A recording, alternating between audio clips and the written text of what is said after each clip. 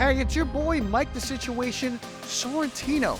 Welcome to Statute of Limitations. It's the ultimate lineup. It's crooks. This is not my fault that I stole this car. It's con men.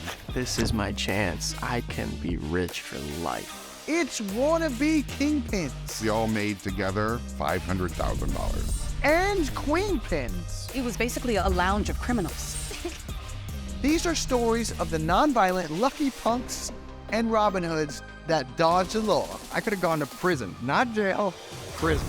Because here's the situation, baby. It's only a matter of time before the statute of limitations is up. And technically, you might walk away scot-free. But don't take it from me, guys. I'm obviously no lawyer. This is Statute of Limitations.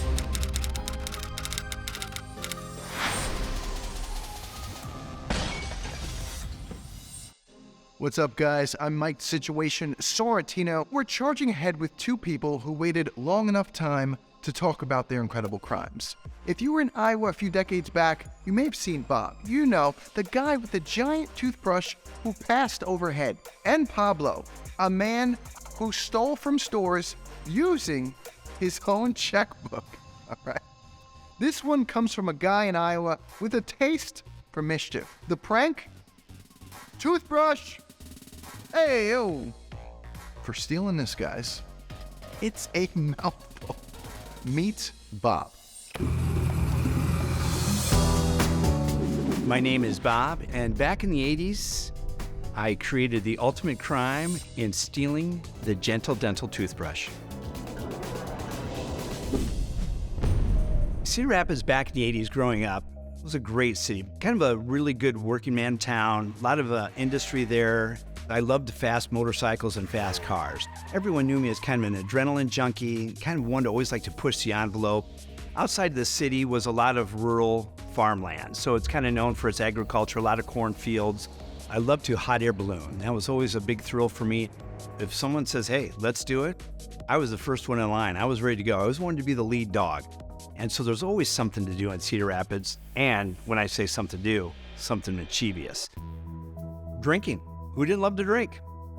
All of my friends and I would always get together, whoever had the best happy hour in town, kind of told some of the things we did for the week, some of the things we were having planned for the weekend, and what trouble we could get into. We came out of our favorite bar one night, and that time we saw a new dental office went in across the street called Gentle Dental, and looked up and couldn't believe our eyes. They had like a giant toothbrush above the doors. I mean, it was massive from across the street. And we're thinking, how cool is that? And so instantly I'm thinking in the back of my mind, how cool is that to take? Each week we'd go by and I'd walk out of that place and I'm like kind of mesmerized with it. Every time I saw this toothbrush, it was like calling me to just take me. And I think, I must have you.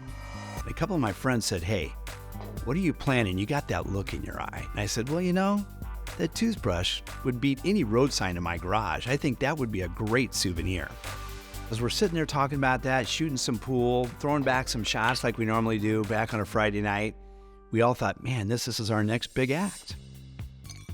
So the Gentle Dental office on First Avenue, which was one of the main thoroughfares in Cedar Rapids, was a converted house, 2-story into a beautiful dental office, surrounded by bushes with a giant toothbrush right there. So as I'm kind of going in there and doing some recon during the day, I knew one time, I could get by with maybe not being noticed. The second time I knew it was going to take a little more planning. I'm going to have to kind of go in and scope out the inside, kind of see how the layout is. So I went in there and acting like I wanted to be a new patient, what some of the requirements are, but I'm really there kind of scoping out the inside, seeing by chance if there's anything hooked on the inside of the building that's holding that toothbrush up there. And I noticed it was sitting on a post that kind of maneuvered over to an L bracket and it was wired to both. So I knew I'd have to cut it free from the post and at that point, cut it free from the L bracket. I was gonna need some wire cutters and I was thinking maybe more like bolt cutters because I couldn't tell what gauge the wire was. It was way above anything that I could reach. So I knew it was gonna take at least a step ladder of some sort. And that's when I knew this is more than a one-person job. I need to call in a couple of my friends that I knew I could trust that could keep a secret. So as we're planning this out, I have a bar napkin and I'm writing everything down step by step. Pickup truck, big, tarp, bolt cutters, everything that we need for this caper. I knew I had to keep this kind of really low on the radar. You know, it took me a few weeks to kind of see the traffic flow at night, what was going on. Being one of the busiest streets in Cedar Rapids and right across from one of the busiest bars was going to create a challenge. I'm thinking, okay, I'm kind of a little nervous. I'm like, are these guys going to show up? I'm like, I don't know. I've never done anything this big before. Are we doing the right thing? And sure enough, once they showed up, I'm like, okay, there's no turning back now. It's on. At that time, we were all kind of in hot air ballooning. So, you know, our plan was get the toothbrush, get it loaded up in the pickup, and then take it to a place around 6 o'clock in the morning for our usual morning launch. Put it in the hot air balloon, bring the balloon down, we pack up and take off. So they're getting all amped, ready to go, all primed, and here he comes, and Billy rolls up, and I'm hoping he's had his dad's pickup. Well, he doesn't. He rolls up in his small little car, and I'm like, what are you doing with this small car? You knew what we needed. And he was saying, hey, he couldn't get it. This is all he could get. And I knew at that point, plans have changed. Now we have to figure a new way to make this thing fit because it's almost bigger than the car itself.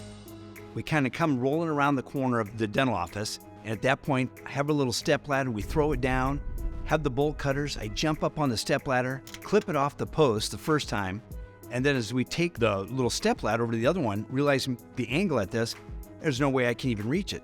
Billy, you're going to have to boost me. I need some help. We can't reach this thing. And I kind of brace myself against the house, and he's a little shaky. So our other friend quickly comes in, helps me boost, knowing that we have to get this done quick. And as we're doing it, it's still kind of shaky up there, but I get up there, and as I clip that thing, that toothbrush comes swinging down and caught Billy in the ribs. I can't even hold on anymore, so it basically takes us all out. So the toothbrush crashed to the ground. Didn't even realize it hit Billy because everything happened so fast. And this dental office, like I said, is a converted 2-story house in the middle of a residential neighborhood on a busy thoroughfare. So immediately a couple of lights come on and we're like, oh crap, what do we do now? And at that point, we're just picking this thing up, and he's just complaining that a toothbrush hit him, and we're trying to carry this thing out of there as fast as we can. So as we loaded this toothbrush up, realizing it's way bigger than the vehicle we had, and it's sticking out, we didn't know what to do. So we covered this thing the best we can. And this was probably now about 5:15 in the morning. We knew that our first few roads we had to drive down was First Avenue, which is our busy intersection. So we were on that for for a few blocks until we could get onto the back roads, and then we knew it was a much safer and cleaner getaway. So as we're going down the back roads, all of a sudden the car has engine problems, and I'm thinking, no way. Are you kidding me? Right here? And we're getting close to where we have to be for our hot air balloon launch. We limped this thing along as far as we can until we couldn't go any further. And we knew we were still pretty close, so at that point we had to take the toothbrush out and leg it the rest of the way. Okay, so as we show up to the field to get ready to launch this balloon, they look at us like, what are you doing with that toothbrush? I said, hey, we have a new passenger. He wants to take a ride with you. So at that point, we put the toothbrush in the balloon and off we go. We're just kind of sailing, just a beautiful morning, just floating, just effortlessly. Having the toothbrush with us, Pilot and I are just laughing, thinking, oh my God, what a great story this is going to be. And I'm kind of telling him how we pulled this off and talking about that. He's wanting me to tell him every detail how this happened. And so we're really not paying attention. And next thing you know, off one of these small country roads, we kind of look in front of us and realize some power lines coming up. He's trying to, what we call burn, which is to get heat into the balloon to raise it quick enough, but realizing we're not going to do it in time, and we see these wires and we know we're going to clip them. Dude, if you're headed for some power lines with a giant toothbrush, does that mean you're about to have a big electric toothbrush? Sounds like a risky situation. Now, we all know he lived. Otherwise, he wouldn't be here to tell the story. But it was close. We've got the shocking conclusion of Bob's story coming up next on Statute of Limitations. Welcome back, guys, to Statute of Limitations, where our boy Bob just stole a giant toothbrush, and he's making his getaway in a hot air balloon of all things. He's headed straight for some power lines, and it's definitely not a good situation. He's about to have a brush with death. Literally, just watch this. He's trying to, what we call burn, which is to get heat into the balloon to raise it quick enough, but realizing we're not going to do it in time, and we see these wires and we know we're going to clip them. we're bracing to hit these wires. So the bottom of the basket catches these wires going through. And if you've ever seen power lines, you just snap. There's just a huge electrical charge that goes through it. So you can just see some of the sparks going through.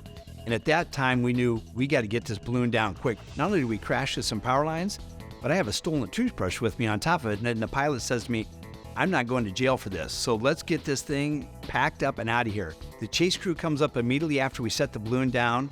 We knew we had to get that out of there quickly. So we load that envelope up into the big bag we have. And then we load the basket up in the back of the trailer. And we're out of there in under 10 minutes. So after we get home and I have this toothbrush in its new happy home, which is my garage, loving this thing, thinking, oh man, this is going to be a great at parties to show all my friends. Man, it was fantastic. And then later that next day, not thinking, there's going to be a lot of press surrounding this. We're thinking, okay, it's just kind of a fun crime, not a big deal.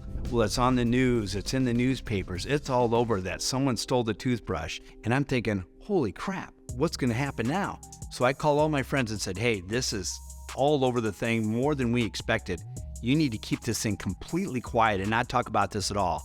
I immediately put it up in the attic in my garage and covered up there because I don't want anyone to get in my garage by accident and see this toothbrush.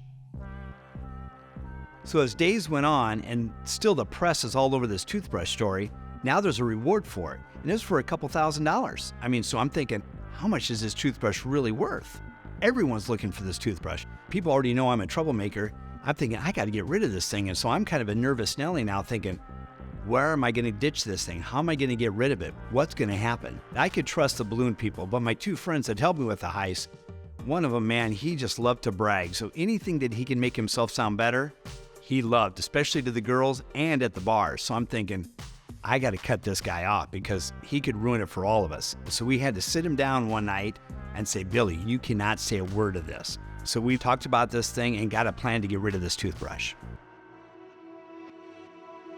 I did some quick recon over the next couple of days, thinking, okay, where are we going to dump this toothbrush that someone's going to find it, and yet we can leave it and no one's going to see us leave it. So my friends show up to help me get this thing out of my garage. He brings his dad's pickup this time, which that definitely fits the toothbrush so much better. We load this thing into the pickup, cover it back up.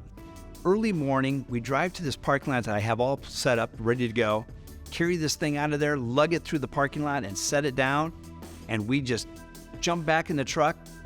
That the next morning when people showed up for work, they're definitely going to see this toothbrush. And at that point, the toothbrush is returned and I'm off the hook. Still a little nervous, but we're already hearing on the radio and people talking that the toothbrush has been found and everyone's happy. And we're thinking to ourselves, thank goodness. And within days, it was mounted back over the dental office where we took it from. And we're thinking no harm, no foul, but what a great story.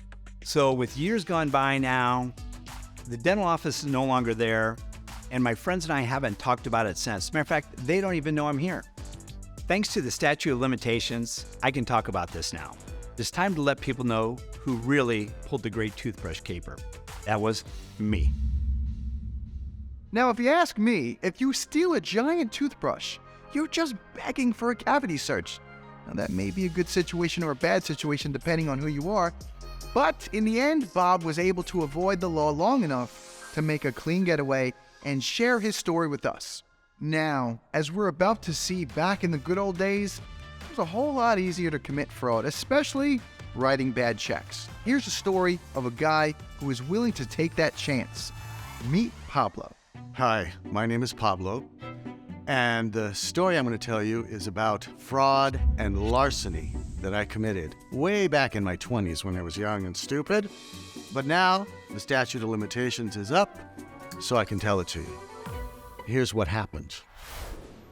Now, I live in Los Angeles. It was the late 70s. It was the Christmas season. Shopping and exchanging money in stores was much more casual. Before, everything was scanned, and they had scanner things on the doors of all the stores and all that. People, they use checks, they use cash, or they use a department store credit card. So a friend of mine named Joey decided that we could get all of this stuff just by going into these stores and passing checks. As we called a bunch of these stores, and we got prices on a lot of the items that we wanted. So we started filling out the checks, one by one. $200 here, $300 for something else. Almost a complete checkbook folder of my checks. My name, signed by Joey, technically turning them into forgeries.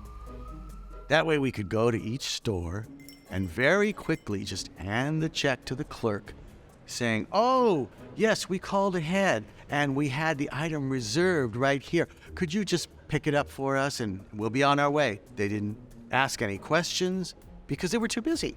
It was the Christmas season. But then Joey comes up with this wild idea. He thought, why don't we take this somewhere else where we could get even more? We could maybe go to a spa, or we could maybe go to a nice dinner or something. So we decided to go to Vegas, and we'll really have a great time. So that's exactly what we did. We had all of these stores marked and a route to go through the city. Stereo equipment, camera equipment, jewelry, all different kinds of stores, mostly department stores because they had such a variety of stuff. I mean, at the sporting goods store, I bought cleats and things for my nephews, and I don't like sports. I wasn't going to use any of this crap. And Joey was even grabbing stuff off the racks as we would leave. With no scanners, no beeps, no problem. And then we thought, wait a minute. If something happens down the road and the cops want to know where we were, then we've got to prove that we were only in LA. I remembered that a friend of mine was throwing a party that night. 4.5 hours back to LA to go to this party. We let our friends see us. We say hi to everybody. We were there for maybe an hour or so. Then we got back in the car and drove all the way back to Vegas so we could continue our little shopping spree. And then, Monday after that weekend, I took my ID and I tossed it. Make sure that it was not in my possession. I called the police. I called the bank. My wallet was stolen. Somebody must have used it. My checkbook was stolen. And that was it. And in case they were going to come and ask us about it or have to go in and make a report in person, we thought, okay, we got to figure out that we were mugged. How were we mugged? We were beaten up. Somebody beat us up. So we thought, okay, I got to hit you and Joey's got to hit me. Make it look like we were mugged. So I was about to hit Joey. I pulled my arm back and I thought, wait a minute, is this going to hurt? Man, it's one thing to hit the department stores, and it's another thing to go and hit your boy. Damn, was it the 1-2 piece? I don't know. Let's take a swing at part 2 of Pablo's crime on Statute of Limitations next. We're back, guys, with more Statute of Limitations. Our boy Pablo and his accomplice have been writing bad checks left and right. Now they need an alibi so they don't get popped, at least by the police. We thought, okay, we got to figure out that we were mugged. How were we mugged? We were beaten up. Somebody beat us up. So we thought, okay, make it look like we were mugged. So I pulled my arm back and then he said, no, wait. Let's not. Let's just leave it at a phone call. Only, dumb guys in their 20s would think that beating each other up would prove anything. This wasn't cool anymore. I didn't feel like a badass. I felt like a criminal. And I just had this knot in my stomach all the time. What if I get caught? What if we get caught? What's going to happen? Why in God's name did I try to pull something off like this? But I had the perfect alibi. I started getting letters from all these stores because the checks were bouncing back from the bank after I closed my account. And I started getting phone calls. One store had me go into one of their offices and sign a form. I had to sign it 20 times, my name, my signature, 20 times to make sure that the signatures on the checks were forgeries. Then the real anxiety and fear started. And I would go to sleep at night and sometimes wake up in a cold sweat, imagining the cops at the door ready to drag me off to jail. I was just walking on eggshells and wondering, why the hell did I do this? Even though we had this great alibi, everything was coming at me. Joey was gone. I felt like I was suffering all the punishment for this. I was getting the letters and the calls from the stores. I was the one who had to talk to the police and the bank. And it was only the beginning. I don't consider myself a religious person, but I do believe in karma. Things started happening that made me think we weren't going to get caught by the police, but some force out there was going to take care of us. Within the first year or so, things started disappearing. The stuff that we had stolen, something would break, or something would go missing, or I'd leave something somewhere. Except for a camera, this really, really cool camera.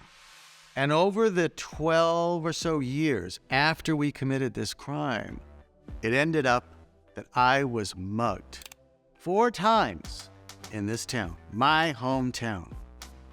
Karma, that was the force behind it. Things like when I was at an ATM one night, took out $20, stuck it in my pocket, went back to my car, and there was another car parked behind me, and these 3 guys jump out of the car, point a gun in my face, and demand my briefcase. Or the time that I was just getting in my car, and this car pulls up beside me asking for directions, and the passenger guy jumps out, starts pounding on my window until he kicks it in, glass shatters everywhere, he slipped and fell, and I took off. I mean, insane stuff, but karma. So, would I ever do something like this again? Act like a stupid kid who thought he was a badass? It was enough. I learned my lesson.